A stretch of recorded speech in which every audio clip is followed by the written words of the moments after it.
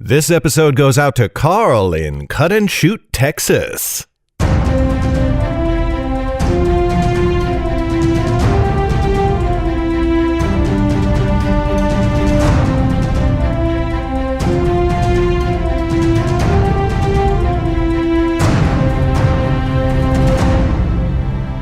Hi there, Megan Robinson here. Welcome to the 20th episode of the Nightblade Epic Podcast. We have some really exciting news. The Nightblade audiobook is going to be on sale this Friday, the 14th of June, for only 99 cents. You'll be able to hear the whole rest of the story for less than $1. And if you'd like the ebook as well, you can get that for another $1. This is a special sale only available on the 14th. So put a reminder on your calendar, set a reminder on your phone, tell Alexa, whatever you need to do. Okay. Now it's time for today's episode. Today you're getting chapters 30 and 31 of Nightblade. When we left off, Lauren was following Jordell through the streets of Cabris, hoping for a private conversation. Enjoy!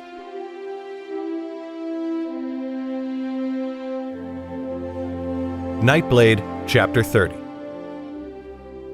"Come," said Lauren, pulling on Jem's arm. "Follow him." "What good will we do up here? We must find our way to the street."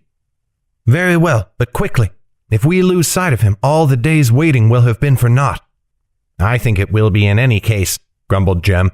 "But very well. Come." They skidded along shingle and tile until they found a drain pipe.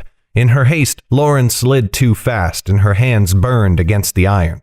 She winced and slowed herself, blowing on her hands as soon as she reached the ground. "He went this way," said Jem, his voice now a low whisper. They took many quick turns left and right, soon sliding through an alley that grew narrower with every step. When they reached its mouth, Lauren poked a cautious head outside. There he was, walking down the street towards where they stood. He seemed in no hurry, his steps slow and sure. Lauren saw him approach two constables chatting by a low wall. One noticed him and nudged the other, and as Lauren watched, they turned and bowed to him. What manner of man was this? She forced the thought away. "Psst, Jordell." He stopped, his light blue eyes darting to where she hid in the shadows. Lauren saw a spark of surprise, and then he made for them. So wide were his shoulders she wondered if he would fit in the alley at all. He did, but it was a near thing. "Lauren," said Jordell, that voice so soothing, so gentle. "And," he gave a pointed look at Jem. "Jem," said the boy, "master pickpocket, scholar, and sometime medica." "My honor, then," said Jordell, bowing his head. "What brings you here?" "You seem surprised." Lauren raised her chin. "When last we spoke, you thought our reunion fated." A slow smile came over his face. "I said something to the effect, yes. But come now, tell me your business. Is it to do with Zane? Have you told him of me?" Lauren paused as a new thought struck her. Mayhap there was an even better way to assure Jordell's aid. "I have," she lied. "He seems to think you might be worth trusting, but before he will meet you, we need something. Something stolen from me, quite important, that I must retrieve." Jordell leaned against the wall and folded his arms. "I understand your concern, but I fear to tell you that I am no thief."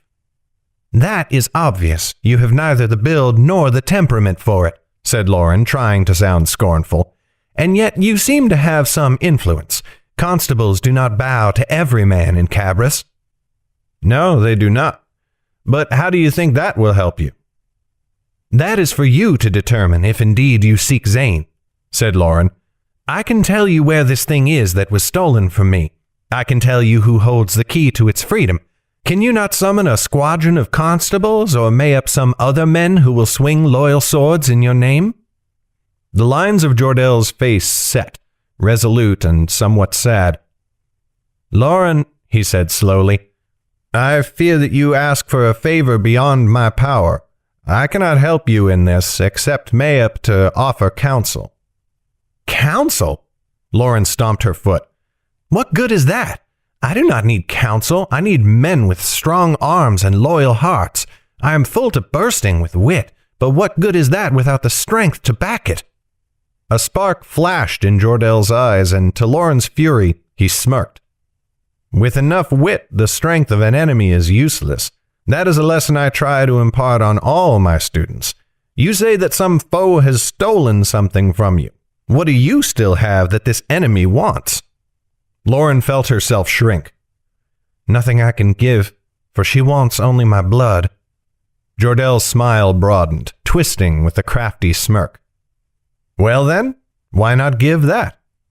Lauren snorted. You must be renowned as a great teacher. If for a moment I fell into my foe's hands, it would be the end of me.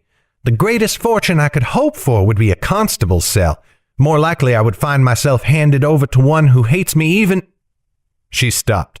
The whirling doubt in her mind subsided as she saw a new path stretch before her. I think the student has taken the lesson to heart, said Jordel. Thank you, murmured Lauren. Jem, let us be off. We have much to do. What? Said Jem. Where? Jordel thrust out a hand and Lauren shook his wrist absent-mindedly. Then she led Jem down the alley, looking back once to see Jordel silhouetted in its mouth.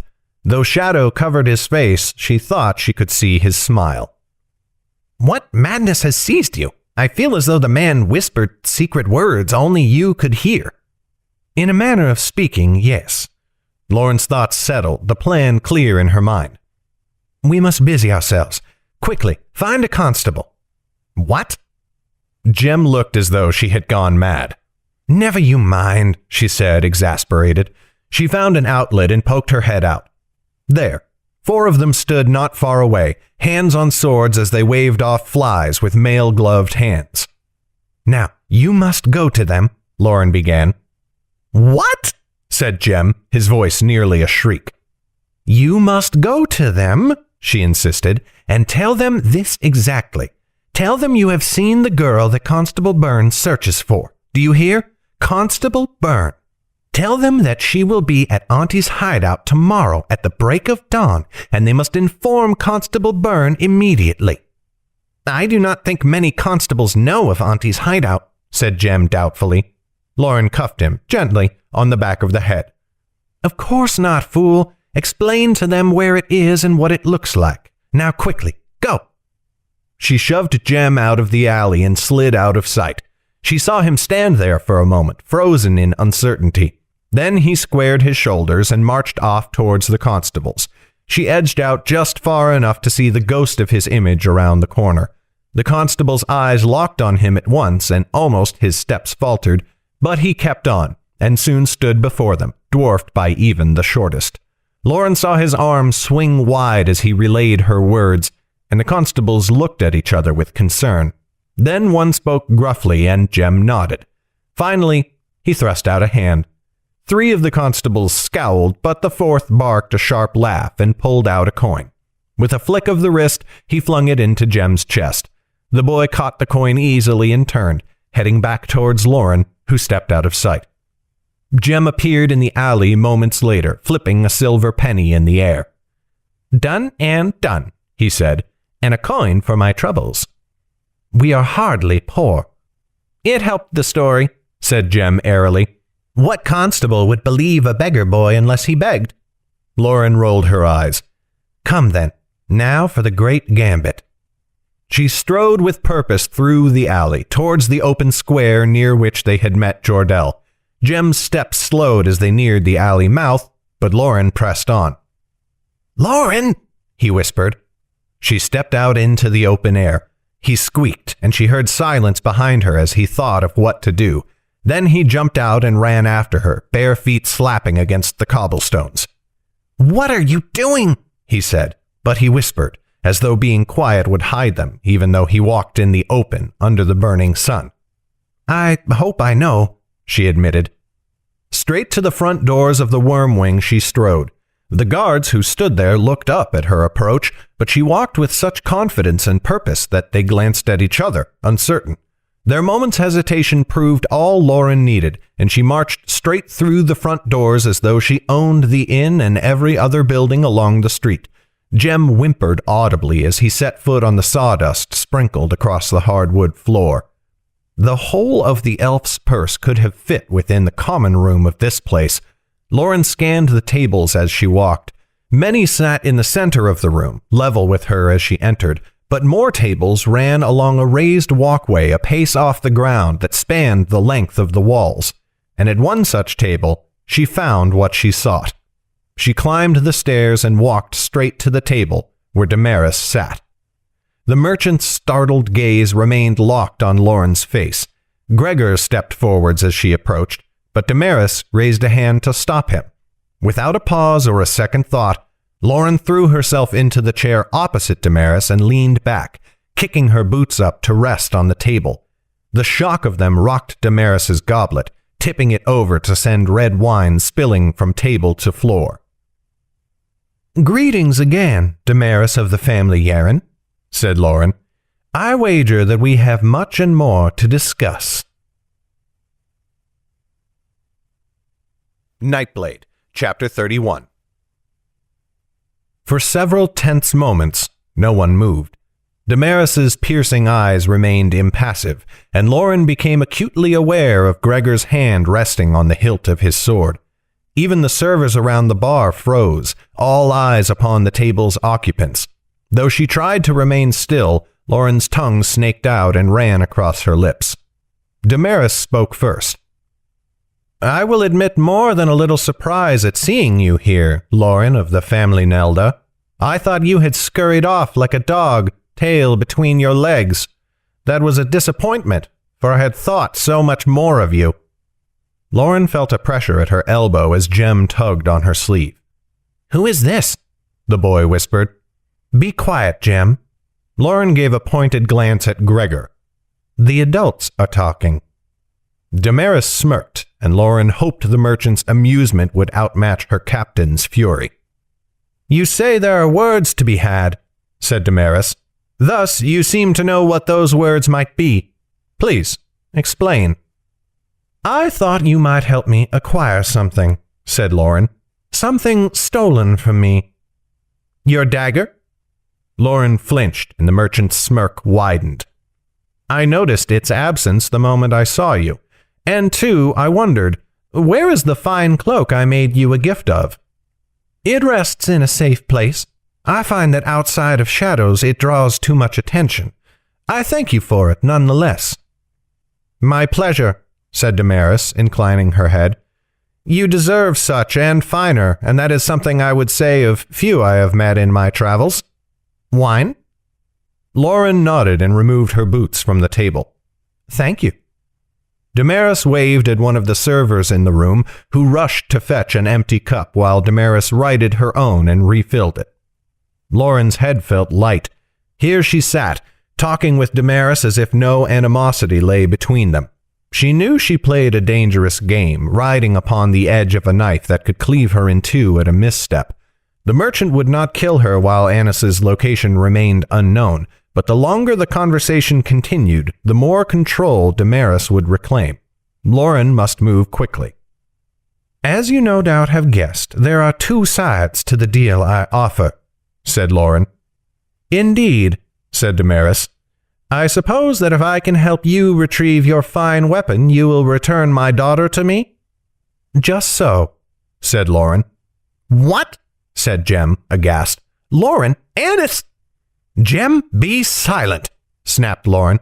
"Wait for me outside." "No, I will be—" "You will be outside. Go." Better to remove him before Damaris thought to take the boy hostage. Lauren felt resolute in her course, but knew that his endangerment might make her waver. Sullenly, the boy stalked to the front door of the inn and out, glancing back once at the threshold. The serving woman appeared with Lauren's cup, but when she offered to fill it, Damaris waved her away, electing to pour it herself. "It seems we aim to discuss matters of some delicacy," said Damaris. "Might we retire to my quarters? You may not mind, but I would rather our words did not reach the wrong ears." Lauren thought quickly. This could easily be a trap, but then Damaris could not harm her in so public a place as this, could she? Even in one of the inn's rooms, screams would surely draw too much attention. "Certainly," said Lauren, taking a sip of wine and bringing the cup with her as she rose. Damaris put her own wine cup in Gregor's massive paw. The merchant led her to the rear of the inn, where Lauren saw a massive spiral staircase. The thing climbed through all 4 of the inn's floors. Every mahogany step fairly glowed with polish, and all edged by a banister carved in an intricate pattern of leaves. For a moment it reminded Lauren of the birchwood, a thought that brought a surprising pang of longing. Damaris led her to the top floor and strolled down a hallway with few doors. A final door stood at the hallway's end, and 2 of Gregor's soldiers stood to either side of it, mail gleaming in the sun that streamed from a skylight above. They did not so much as glance at Lauren. "Here we are," said Damaris. The door swung open under her hand, revealing a room that stole Lauren's breath. The opposite wall opened to a balcony that stretched the width of the Wormwing. Lauren had noted it from outside. 3 separate doors opened to the balcony, each paned with clear glass and hung with lace curtains that wafted in the breeze. The room was almost all one unit, but at one end was a door that, she presumed, led to a bedroom. Against that same wall, Lauren noted with interest, sat a great chest that stood half as tall as Gregor. A great lock sealed it closed, a lock not fastened around iron rings, but worked into the wood itself like the lock of a door. From the fine silver that banded the chest and the gold inlay on its lid, Lauren could guess what lay inside. If the room were a pile of dragon's gold, the chest looked a prize ruby whose luster outmatched all the rest of the hoard. The place looked large enough to hold 100 and mayhap more. Every bit of it had been built for comfort, with plush furniture of rich leather and fine cloth, decorated in patterns laced with gold.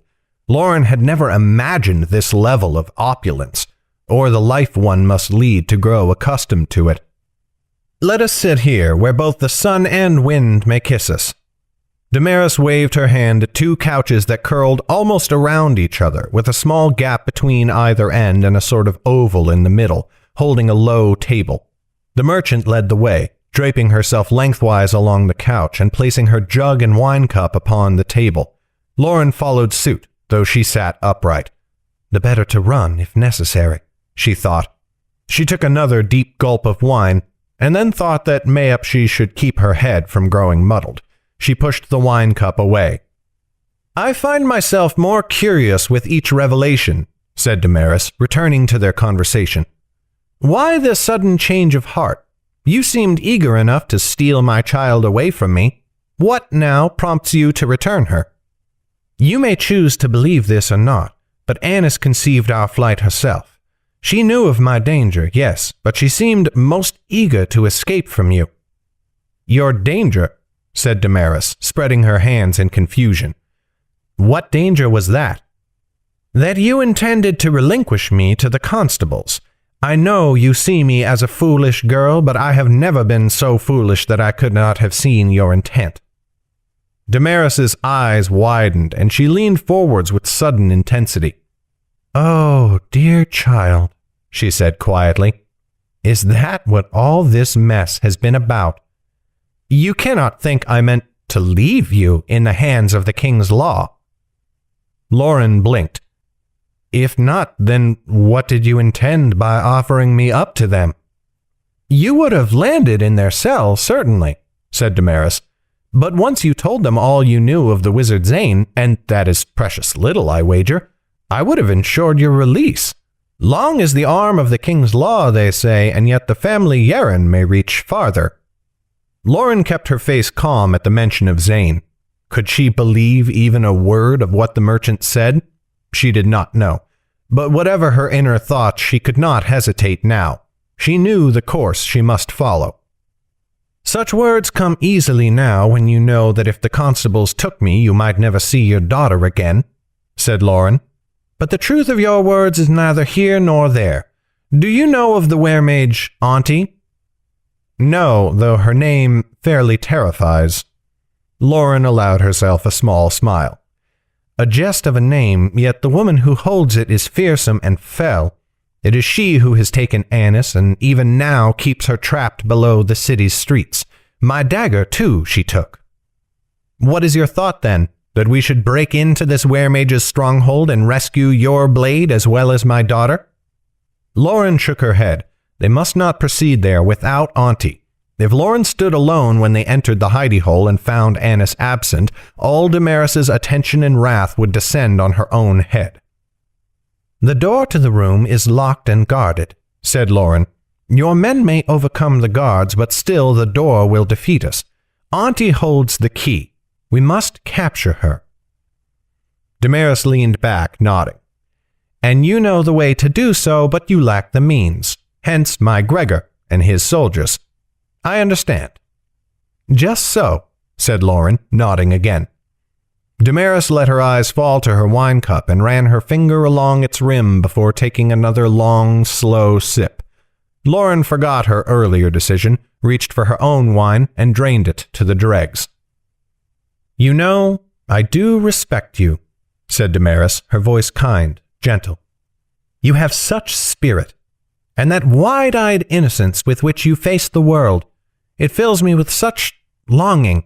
And yet, as would any loving parent, or mayhap a good parent, I must tell you how foolish you are. Lauren found it hard to swallow. Never let it be said that I turned down sage wisdom.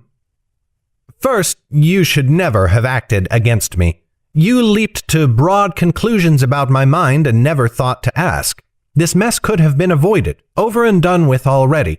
Second, you should never have returned once you left. If you had had a bit of sense, you would have run from Cabras until your horses fell dead on the road, and then run on your own feet until they smeared blood in the dirt. Then mayhap crawled until your hands and knees were but bones. Lauren gulped. Circumstances did not permit. Damaris shook her head. Oh, I know you thought it best at the time, but your third failing is greatest. Not only did you return to me, you placed yourself utterly within my mercy.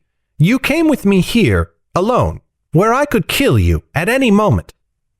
You will never find Annis without me. Damaris shook her head. Nothing could keep me from finding my daughter. I will tear up every stone and street in this city to find her, and whether you live or lie a corpse will not change that outcome one whit. Lauren leaped from the couch, but Gregor moved faster, crossing the distance and intercepting her before she reached the door. His hand caught her wrist and he twisted. She fell to the ground with a cry of pain. Damaris stood above her. Gregor loomed. The merchant stared down, looking at Lauren with a curious mix of detachment and fondness. I will not kill you, child. Lauren fought through the pain in her wrist. Then why this attack? Call him off. It is important that you know your situation and your station. Despite all that you seem to think, I still hold a certain fondness for you. But remember this moment. Remember what I have said. Our paths align now, but if you stand in my way, well, not needlessly do we take lives. Not needlessly. Gregor released her. Lauren found her way to her feet, cradling her wrist. Now, what do you propose? Said Damaris. There is a house, said Lauren, an old abandoned pig pen in the heart of the city. That is where Auntie hides herself. Tomorrow at dawn, constables will attack the place to find me, and Auntie will make her escape. That is where you will take her, and we will both gain what we want. Damaris gave a slow nod. Very well. Ready yourself for the morning, and we will see you upon the morrow. She returned to her couch. Gregor remained unmoving, eyes burning as he glowered down at Lauren. She turned and went for the door, hoping she had not made a terrible mistake.